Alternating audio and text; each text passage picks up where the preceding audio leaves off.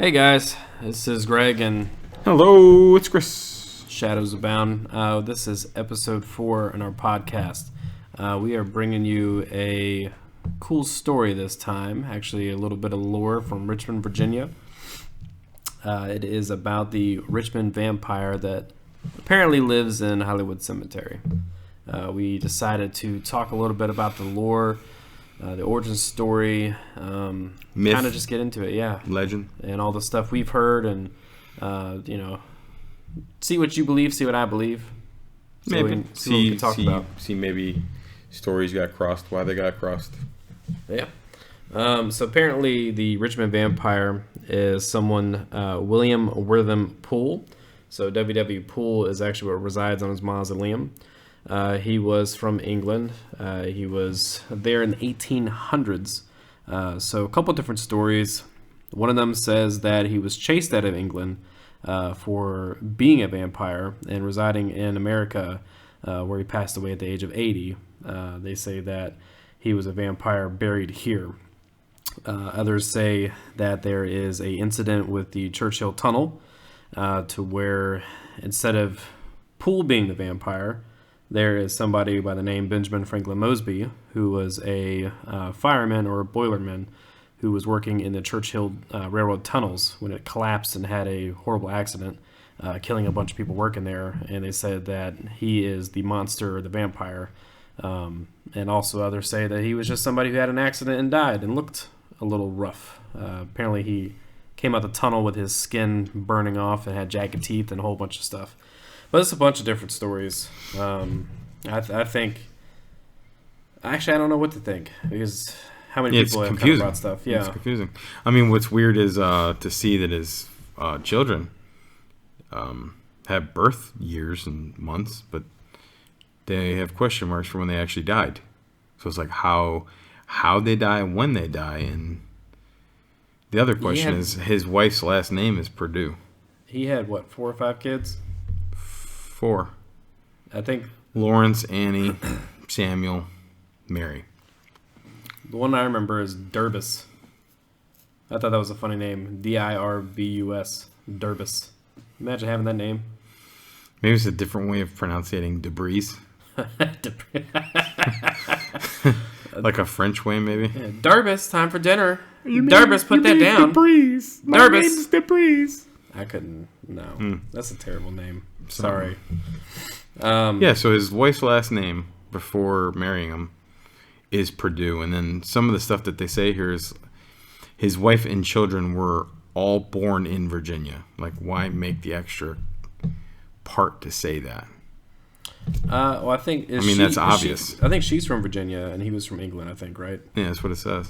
Yeah, so he basically... But her last name's Purdue. You know, we know about Purdue. There's Purdue University and then Purdue Chicken out in the middle of nowhere. I don't know if those are related or not. I mean, it's spelled the same way. But basically, he was a bookkeeper for most of his life, even up to the age of 70. Yeah, he was a clerk in the tobacco factory in Manchester. Yeah. He did that. I think he had like 3 or 4 different jobs, but his main thing was was a bookkeeper. 1910 was when he was the private secretary, and then a bookkeeper from 1910 to 1920. So the stories that I was seeing from Hollywood Cemetery, where his mausoleum is at, apparently his wife's buried there too. Now some say that the bodies were removed because people trying to vandalize the vampire. It does bring a lot of, Yeah, that's weird. Attraction there. A lot of people go to Hollywood Cemetery just for that. Yeah. People even come from different countries just to see it. And his family tomb supposedly has the date 1913, which is supposed to be the year of his wife's death. The extra claim to say all of their bodies have been relocated to escape vandalism brought on by the vampire rumors. Now, we've been told that possibly the bodies are still there. Yeah. So that could be a possibility, too. Now, also, it is very famously known Hollywood Cemetery is a very, very, very famously haunted place. Yeah, at a list of between 1 to 5, it's number 3 on the list. Well, depending on what top 5 you look at, it's definitely in top 5, no matter whether it's 1, 2, 3, 4, 5, whatever.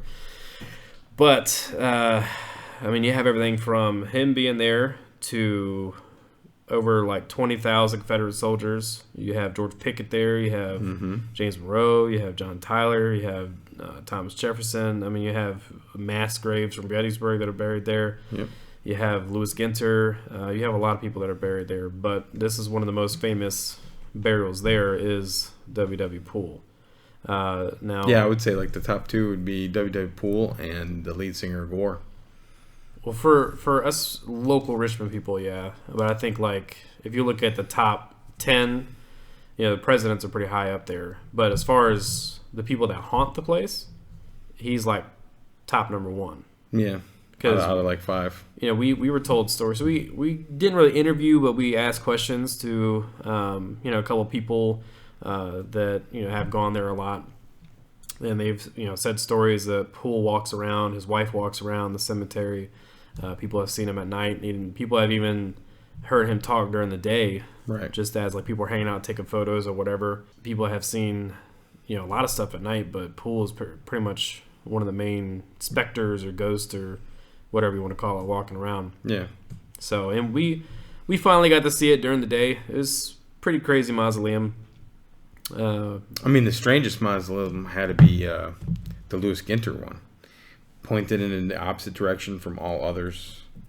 Yeah. The weird, like, ornate glass in the doors. I thought that was a cool one. But Poole's, you could definitely, like, when you walk up on it, you could feel an ominous energy almost. Yeah. You could feel a little bit of stale residual energy, I guess you could say. Honestly, you hear the stories of people bring in a lot of belief into something like a tulpa, yeah, and bringing it to life, or a golem.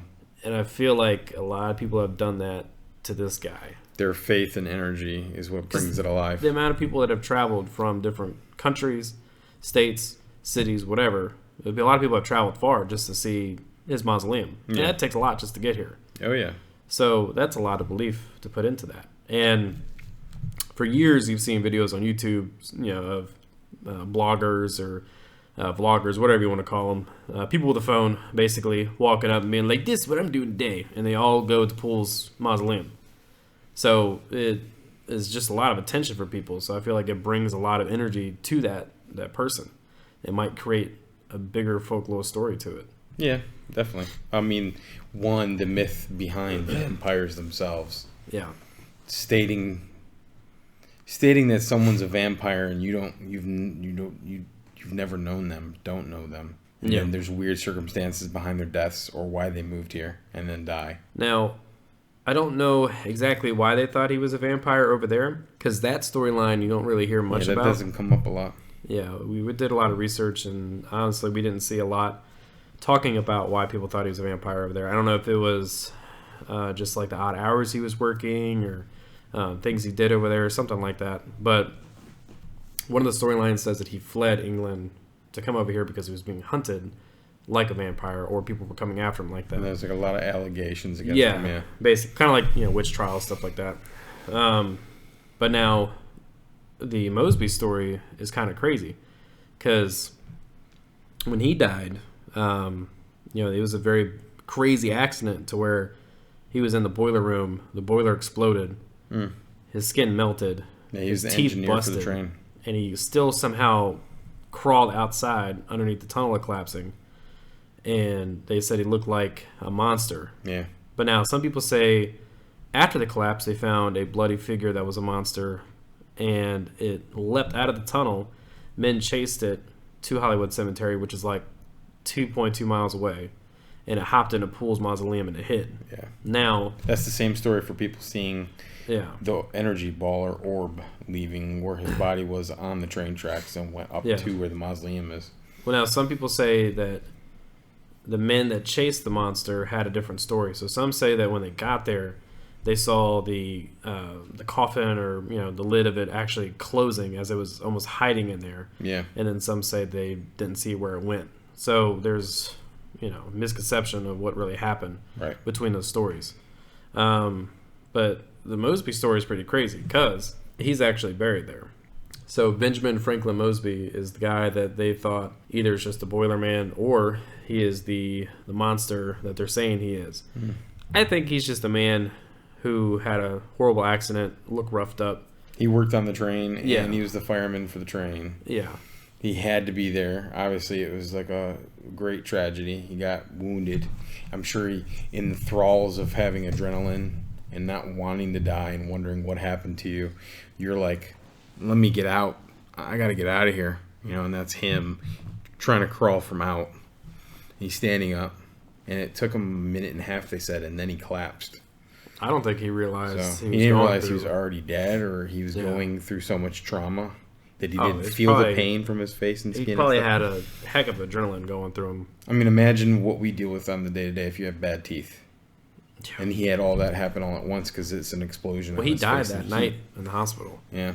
So he was still alive for a little while. So he probably died from the pain from them trying to fix stuff, and then the trauma afterwards. He could have bled out. Because you have a huge adrenaline dump, and then all that disappears. Yeah, because they said his skin was melting off, so he was probably bleeding out.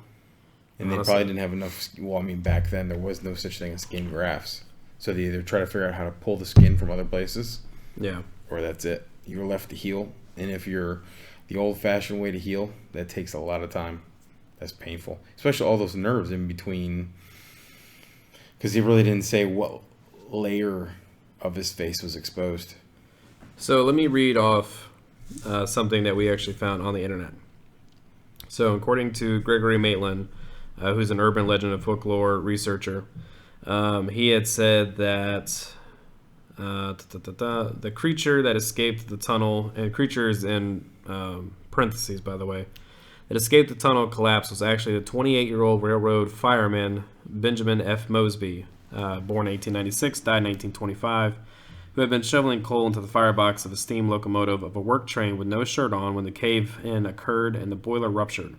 Mosby's upper body was horribly scalded and several of his teeth were broken before he made his way through the opening of the tunnel. Witnesses reported he was in shock and layers of his skin were hanging from his body. He died later at Grace Hospital and was buried at Hollywood Cemetery. So this is confusing if we go back to Pool. I feel like he probably bled out. So the way that you read this about William W. Pool is that he was born April 1842, died February 1922, was an American bookkeeper. His name and burial site are associated with Richmond Vampire. Then it goes, he was born in Mississippi, the son of Samuel Pool and Nancy Rose Wortham, and his siblings were John R. Pool, Thomas Pool, Albert Pool, and Durdis Pool. That's the Durdis you were talking about. That's a weird name. His father was a merchant, and in 1860, William was a clerk in Jackson, Mississippi. So that right there is almost like he was never in London. Yeah, it makes it sound like it. And then in the 1860s, Poole moved to Virginia. He was a clerk in a tobacco factory in Manchester. Manchester, London, England, Manchester, Virginia. I think it was. We have a Manchester here, so I think it was there. Yeah. But I mean, that was a big tobacco company that's now apartments right in that area. That's the Manchester area. Which is the way that they painted the stories. It seems very one way or the other. Yeah, and it's not all cut dry either. So, I mean, honestly, in my opinion, I would like to believe there's a vampire. I would like to believe that vampires exist and all that just because of how we grew up. As a phenomenon. Yeah, we watch movies and all kind of stuff we're into. But he wasn't a vampire. He isn't a vampire. I feel like this is more of... That's how you bring more attention. Yeah. That didn't need to be there to a place. I just feel like this is more of like a Tulpa situation. I don't believe that he was a vampire. I don't know. Something tells me that's not true. Just because of how many different stories change. Yeah. So you have monster who jumps in his mausoleum. Mm-hmm. Then you have a fireman who's, has a crazy accident and was believed to be either the creature or the vampire. Right. And then you have a guy who's chased from England to Virginia, but he was never in England. on one account, and then another account he was born and raised in England and then chased here. So there's a lot of it's a little sketchy on some things. And the reference, either that or the researchers didn't get it right. I can find the reference. They put numbers above all the info they have typed here. So hold on. So wwpool's reputed background is from the richmondmagazine.com. And then then it gives you certain pages too. Probably different stuff because we got like the U.S. Federal Consensus, City of Jackson. That's Jackson. I want to say Mississippi, and then you have another one for Chesterfield County, the U.S. Federal Consensus for Manchester. So he's from a bunch of different consensuses. Most of the vampire hysteria around Poole is, however, likely to have come from his tomb. The mausoleum's only inscriptions are the name W.W. Poole. In the year 1913, there was a biblical quote, Isaiah 11:6, ending with the phrase, "And a little child shall lead them," but the slab bearing the inscription fell off a few years ago. There's been speculation that the W's resemble fangs, that the lack of clear birth and death date suggests Poole is immortal, and that the child referred to in the Isaiah quote is either a small vampire or one of the children of the night. Anyone with a little historical knowledge could explain such things away. Tombs of the time often lacked birth and death dates, elaborate inscriptions, or even names, part of the sense of thriftiness Poole's generation was known for. Unnecessary words would mean paying the stonemason extra. Poole had the tomb constructed for his wife, hence it being chiseled with the year of her death, and seems to have left no instructions to add any more engraving when he was placed within.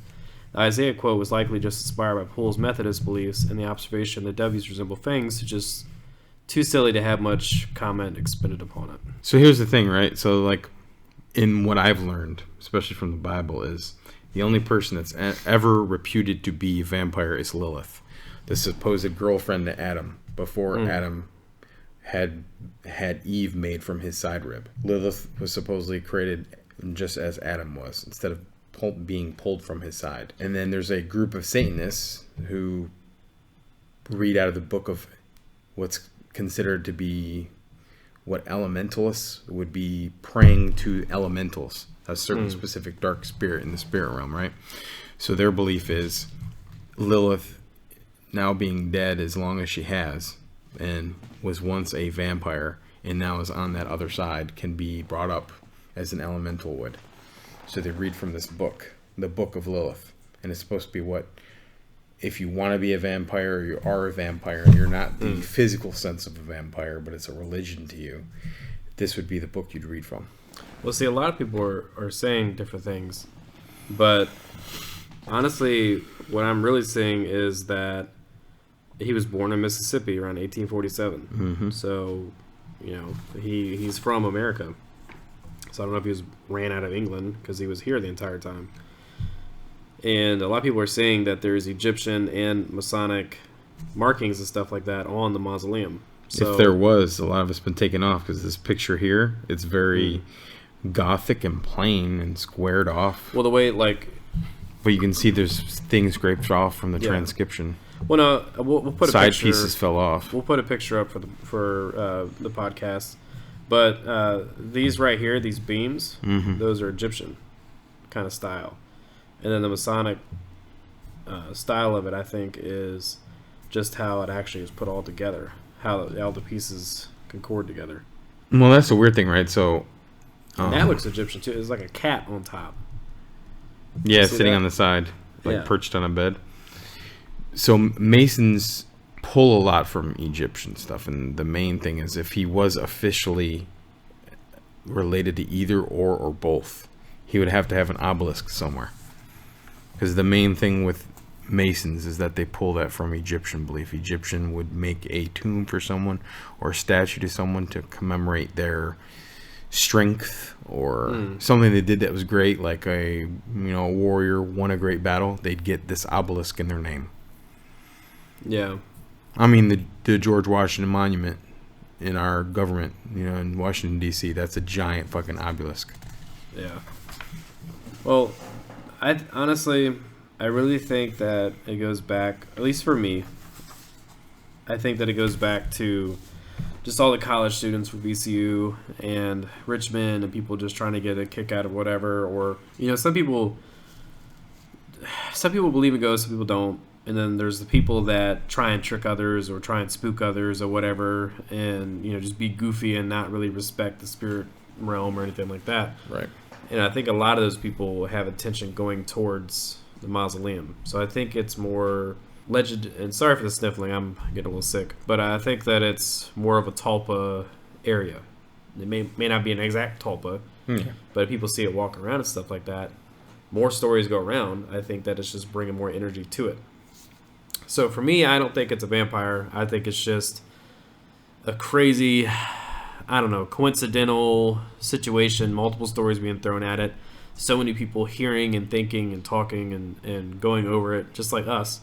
And then, people get their ideas from it or their information, and then they think about it their own way, and then they spread it. Right. And it just keeps on going. And then now you have all these different ideas and stuff, Some people might say, hey, there's an actual vampire roaming the cemetery. Or you go in there and say, hey, the creature that jumped in the vampire's mausoleum, he might be roaming around, and you got both of them. Right. Or you have him and his wife walking around as ghosts. And that'll do one of two things. One, it'll pique someone's interest, be like, oh, man, let me look up some vampire stuff on Google or YouTube. Or two, someone at nighttime will be like, oh, man, that's the reason why I should get in and trespass at Hollywood Cemetery and see what everyone's talking about, see what the fuss is. Which, probably what I'm thinking is, after everything jumped off from 1976 and vandalism started and riots were happening, I bet you someone at VCU or a local university was like, how do I bring more attention to something that's interesting, that's just historical at a cemetery for Halloween? Let me make it a quick essay I can write real quick. And that could have been the start. Simple essay or cover page for an English project in college. They have to relate it to Halloween. How do I use something that could be boring that's just historically factual, and then it's related to a cemetery? How do I bring more attention to that cemetery? Let me relate the cemetery to Halloween by adding something to do with a vampire. There's so much history out of Hollywood Cemetery that college students could literally pick a crazy amount of different people and have different crazy stories, or have just history thrown at them. You could choose Louis Ginter, the president. You could choose the soldiers. You could choose the Civil War. You could choose the Iron Dog there. There's so many different crazy things that are there. Yeah. They could literally pick anything. But I think Poole, he brings most of the attraction. And when you hear about the Richmond Vampire, you don't hear that his wife's buried there. No, you just not hear at all. mainly him. Or so before you dug this much up on this paper you printed off, you really didn't hear that he had kids either. Yeah, I didn't know he had kids either until I dived a little bit deeper. Or the biggest thing was that we both read it, that he could have been from London, was his original backstory. Yeah. Had some things that people were coming after him about in London, and that's why he came here. No, apparently he was born in Mississippi, did most of his life in Mississippi, and then he moved here. People changing the story is what that is. Yeah. Because, honestly, if you have for the first time a vampire walking around, or a vampire who exists, why not up the ante and say, oh, he's a vampire, but he came from a different country, and that's why he's a vampire. Right. We don't have any in America. He came from England. Yeah. It's gonna up the ante, and then people are gonna go, oh yeah, he came from England. He got chased over here. But in this case, it sounds like something a city would do too, to bring more. It's gonna bring attraction. Yeah. For sure. But they don't. Look at other cities. Look at Louisiana and New Orleans, what they have going on. Yeah. They have an actual society where people say they're vampires. It's a club. They do these balls and get-togethers. Kind of like their ball is our convention for something here. And it happens once or twice a month. Which, we have that here, too. Yeah. It's not as big as other cities and stuff, but so we've heard stories of students and people that have certain, like you said, clubs and stuff like that, who either think they're vampires or they just love the lore of it, so they act like it, or they kind of play as it. But because of Poole being here, he's like a beacon of light to these people. Right. So they, offer stuff to the mausoleum. They try and do rituals around it.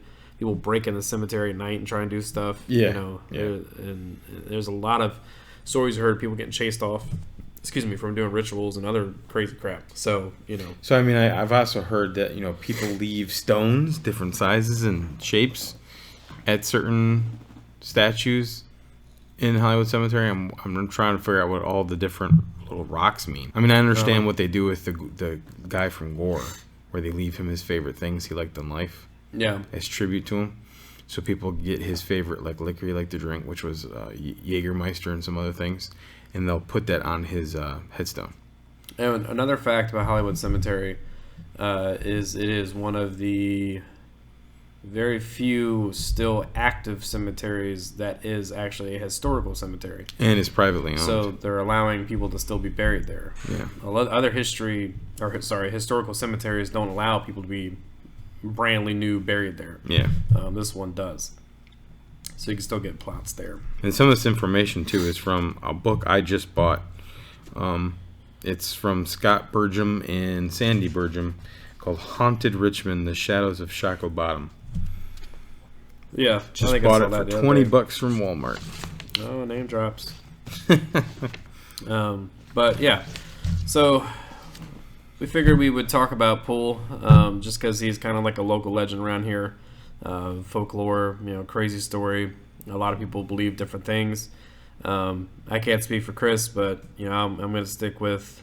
Honestly, I don't think he's a vampire. I think it's just more of the Tulpa area. No, neither do I. People just bring the energy to it, and it is what it is.